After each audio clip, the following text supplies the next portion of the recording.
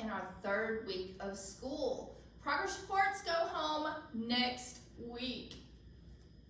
So I think for the most part, we've kind of gotten the hang of this whole new world of school. If you're still having problems, please make sure that you contact me. I'll be more than happy to help you with any technology problems. If you're having problems with the content, whatever it is, we can work it out together, but I don't know if you don't tell me. So feel free to send me a message on Schoology and we will work it out together.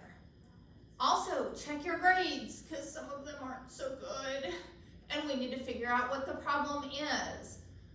Either you're having some technology issues, or you can't find your assignments, or some of you just aren't doing your work, and that makes me sad, and I hope that's not the case. So please contact me so we can work these problems out before progress reports go home next week.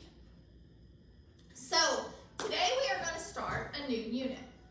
We are going to start learning about properties of matter. 8th grade science is a combination of chemistry and physics.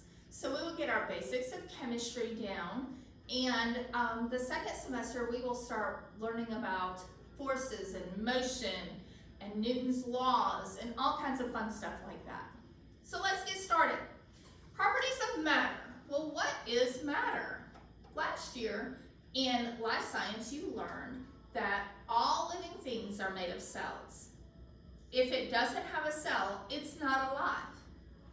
Well, everything in the world, living or non-living, is made of matter. Matter is anything that has mass and takes up space, like this table or the air that you breathe. Anything that has mass and takes up space is matter. Now, matter is composed of tiny particles called atoms.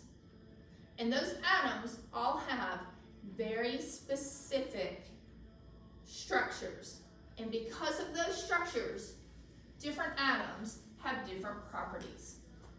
So we're going to learn about all of that and how all of that is arranged on the periodic table. So what you're going to do today is you're going to begin by looking over your proficiency scale for this unit. Now, we didn't have one of those for last unit, but it is the very first page in your notebook for this unit and will be for each unit from here on out.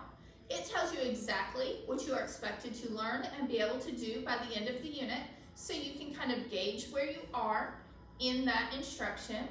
It also has a list of all of the important vocabulary.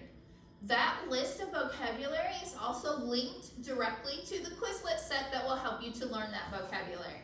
So today, you are going to take a practice test on Quizlet based on that vocabulary. You can study it as long as you want. You can take as many tests as you want up until midnight tonight.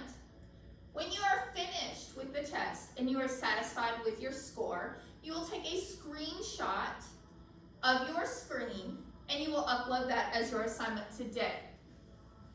I'm not going to be giving you a grade based on your grade on that practice test, but you will get your participation points for today for completing that assignment. Also remember, if you don't know the vocabulary, there's no way you can understand the content. So the first thing in each unit is learning the vocabulary. And that is something you're going to have to do on your time, which is why I provide Quizlet sets for you linked through your notebook for every unit. So make sure you understand that vocabulary as we move forward. Chemistry is often very difficult for many people.